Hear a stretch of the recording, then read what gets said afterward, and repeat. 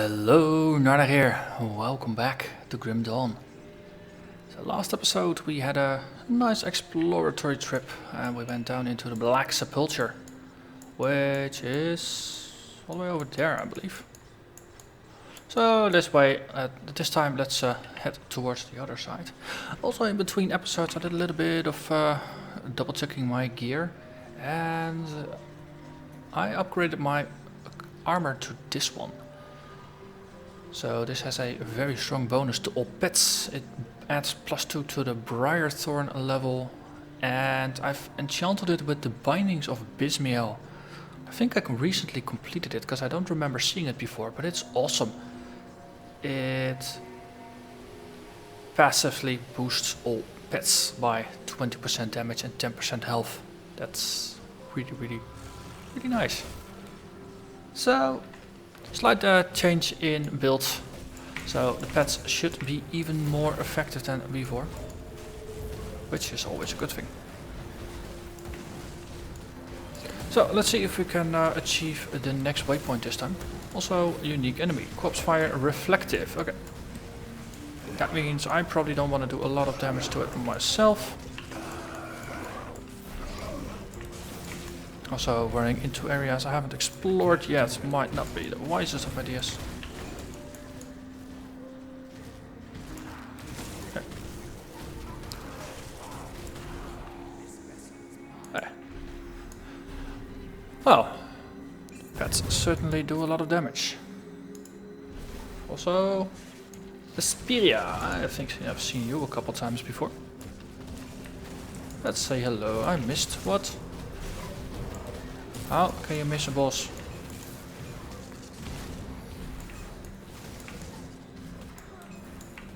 Upside, I'm merely a decoy. These pets are just kicking the monster's ass.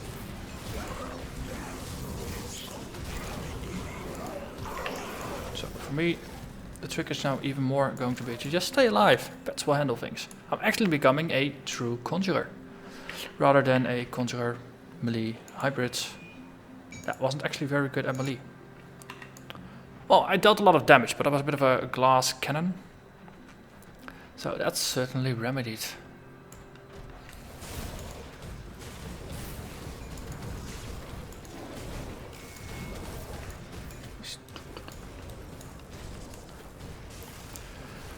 So today I saw that there was another Grim Misadventure, which is the semi-regular updates by the developer on the state of the game and things like that. They are, as far as I understand, putting the last touches on beta 31, or build 31. Which will actually do another balance pass over all the skills with a very strong focus on devotion. Uniques, epics, things like that will receive yet another pass, items. So basically everything that relates to your builds will undergo changes. So that's something that once it hits, things will change. I think the plan is to basically boost some of the underutilized skills, nerf a couple of the very overpowered skills, so there's no more I win button builds. So that there's a lot of builds that will be viable if you're going for a sort of kind of optimal build, rather than being restricted to just one or two builds because they are far better than others. So yeah, pretty good job of all the players, I think, and the developers just finding out what builds are broken, so they could be balanced. So the game is as good as it can be at launch, rather than finding out all of these issues after launch, as most games do. So once again, that's early access. Actually, just shining. It helps out weed big imbalances in the game, so that the launching product is better than it would be otherwise.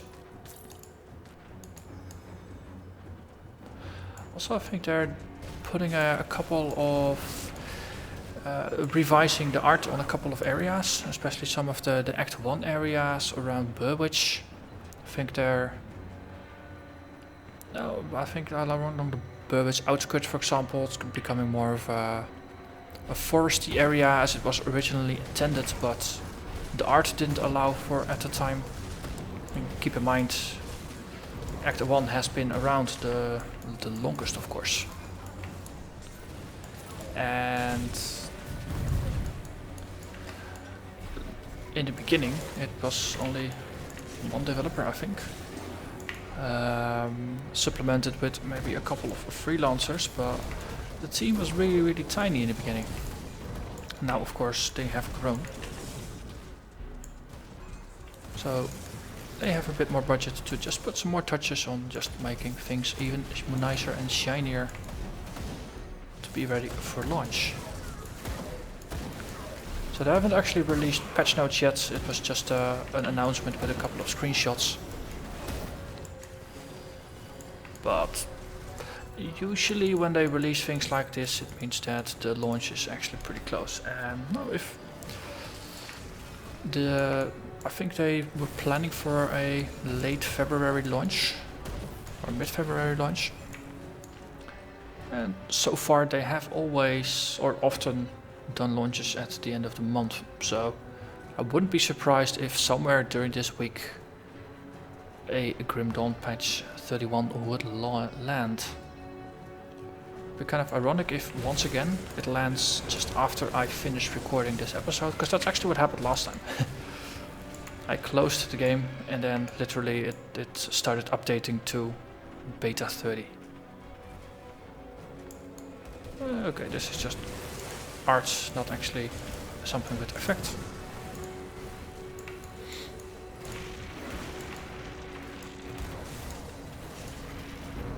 There's another unique Fosteros.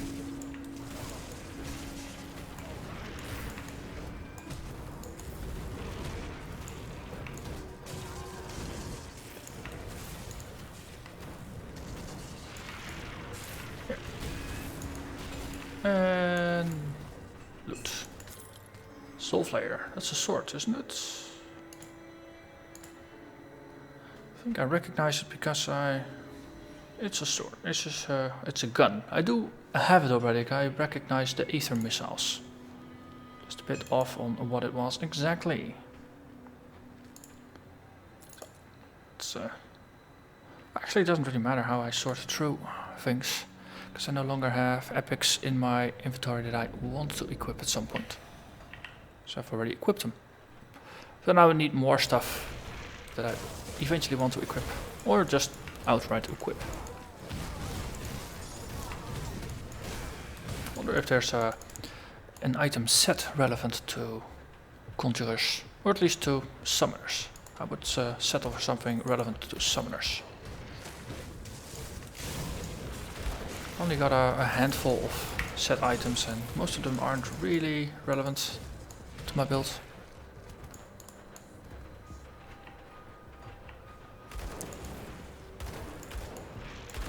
Oh, also one of the things that is gonna change in the next beta is blueprints.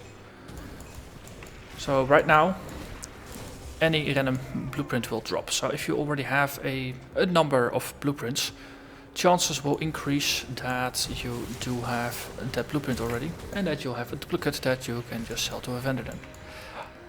In the next update they'll check if you have the blueprint already that would roll. They will roll the blueprint again, so and they only do that once. So if that second one also rolls a blueprint you already have, then you're just gonna get a duplicate. But basically this means that the chance of getting duplicates decreases, or it decreases pretty drastically if you have a very low number of blueprints. And even if you already have a number of blueprints, you're gonna get a larger chance of getting something new. So that's pretty good, I suppose.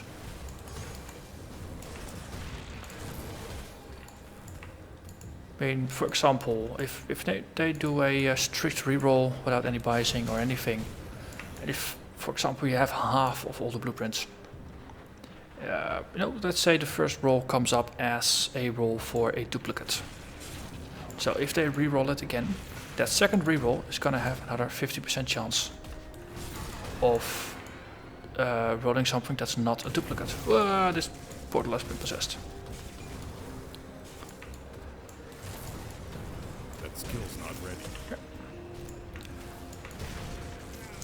So basically what it amounts to, if you, with the re-rolling, the 50% chance to get a duplicate is reduced to a 25% chance to re-roll a duplicate. Which is pretty nice, since in only a quarter of the time you'll get a duplicate rather than half of the time. If you already have 60% of all the blueprints, then your chance of getting a blueprint in total, or a duplicate, is going to be reduced to 36%. So that's a pretty nice increase as well. And even if you have 90% of all the blueprints already, I'm just running around here, that almost looks like Diablo, actually. This is a side note. I mean, even if you have 90% of the blueprints, after the patch you're only gonna have a 81% chance of rolling a duplicate rather than 90%. So your chances of not getting a duplicate are almost doubling. Okay, pets, come on. Yes, pets can kill things. They can do it. I'm proud of my pets. So their attention is a bit divided, yeah.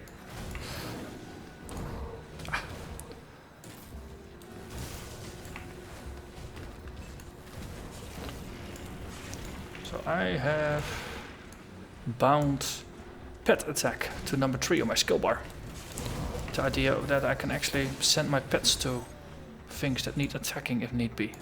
So far that seems to work, because this way I actually forced them to attack one of the non-boss enemies and they seem to go for it. So, loot first, enemies later. Wow, Spirit Weaver Circlet, +1 to all skills in Occultist and 1 in Arcanist. That's almost what I want / need. Well, not quite, so it goes into the box. Actually, items, don't care. Ulgrim, took you long enough. There I thought I'd have to save the world all by myself. What's the plan, Stan? Cult of Cthulhu is too numerous for us to take them head on, but we can sabotage their efforts with a few precise attacks while our Black Legion friends keep them distracted elsewhere. So what's the plan? It appears that the ritual is being powered by blood harvested at the cult's camps, delivered here in despicable blood wagons. To complicate matters, the constant flow of blood is maintaining a chthonic seal over the entrance of the Tomb of the Watchers, and may be able to breach it with some effort, but there's no way you'll be able to follow me through. You will have to disrupt the blood deliveries first. The tomb itself is split into 3 levels, with the bottom floor sealed off behind ancient wards. But if the cult is delivering blood in those quantities, then they must have already broken through them. I'm going to enter the tomb and see if I can disrupt the ritual from the inside. In the meantime, you should deal with Blood Wagons. When you're finished, join me on the bottom level, just beyond the seal of the Logorian. With luck, we will stop the Cult of Cthulhu before the Logorian even moves a tentacled limb. We'll stop them. You had something else to say. So where is this Tomb of the Watchers? Tomb of the Watchers is on the northeastern end of the Necropolis. It will be heavily guarded by both the Cult of Cthulhu and the Fiends of the Void, so be careful. I will meet you just beyond the seal of the Logorian. See you there. Okay, so that's a quest to continue. Let's have a look on the map. Where are we? So this is the final waypoint before the Bastion of Chaos. I think we have enough time to start hunting for some of these Blood Wagon things.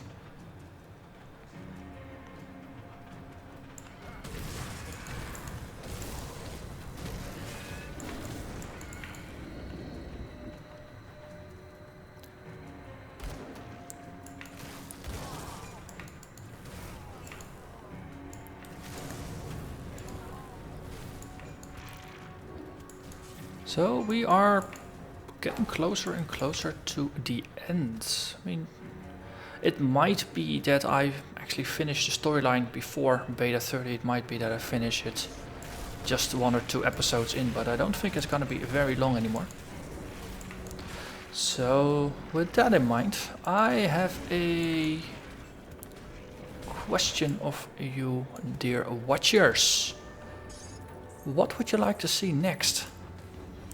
I'd like some input. I'm personally thinking of maybe going for a pure Nightblade. I have never played the class yet, and I actually had a look at the skill tree, and it looks like an interesting class. It has way more defensive options than I had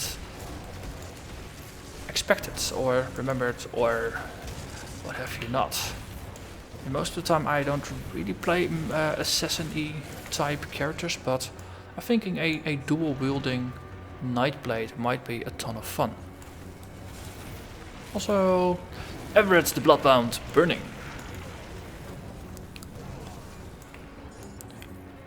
And playing a new character through the start of the game would be a nice thing to do, just to see how they've overhauled the new areas, how balance changes to item drops, and oh yeah, just another brief aside before going back to the topic of next items. Item generation is going to improve as well. There are going to be a lot less items that roll with 1 affix on it.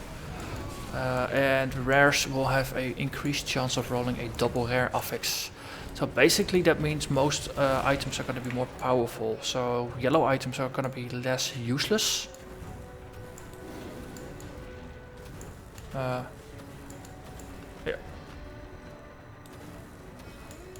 Come on. Wait. Can't tell them to attack the Blood Wagon. Okay, that's 2. So item rolls are going to be better, which is a good thing, I suppose. So back to the next character. I would appreciate if, especially those of you who have been watching this series from the beginning and seem to be enjoying it. Leave me a comment. What would you think would be nice to watch? What class haven't you played yet? What class have you played? What would you really, enjoy watching or stuff like that? As I said, I'm curious about the Nightblade. I have played the Arcanist a little bit, but that's only till level 10 or 15. And that's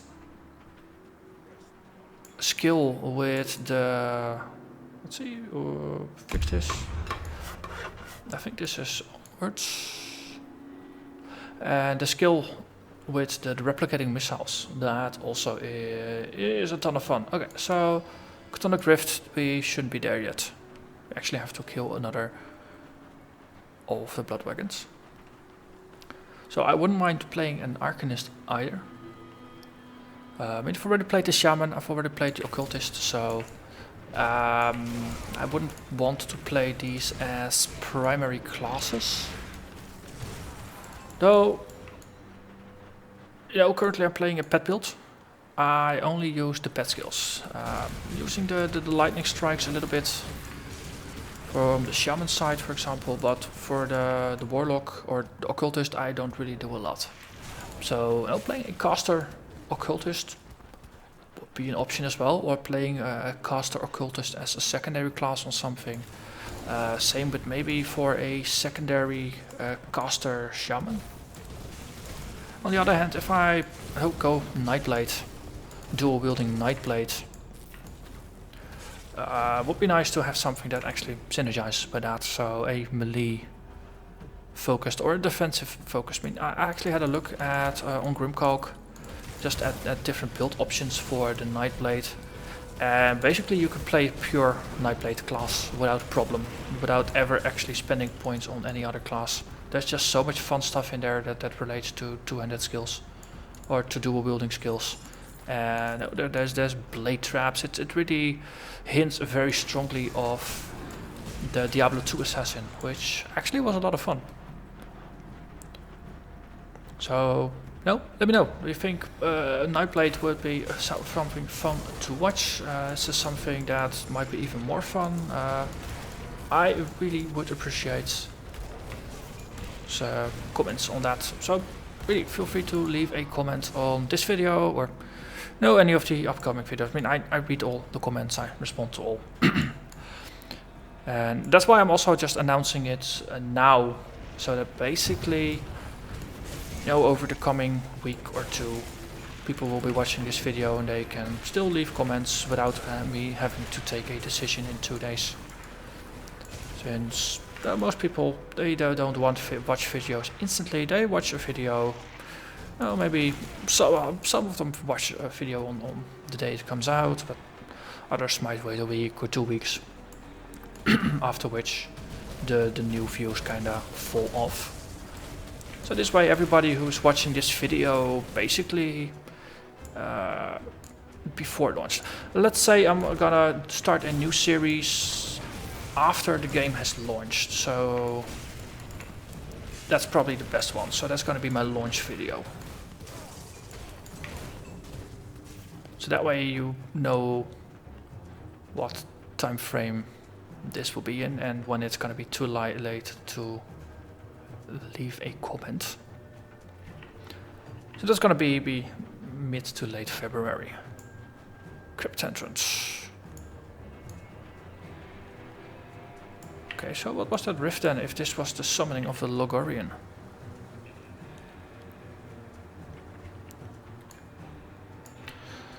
Okay, so this is going to be a multi-level thing, and we're already more than 20 minutes in. In order to prevent something like with the Obsidian Throne from happening again, I'm actually just going to put a cut in this video here right now. And then I'm just going to resume recording right here for the next episode. So that way you have 2 20 odd minutes chunks of content rather than one 45-minute chunk of content. So I thank you very much for watching. Don't forget to leave a comment, hit the like button, do all the usual things. And then I'll see you again next episode. Bye bye.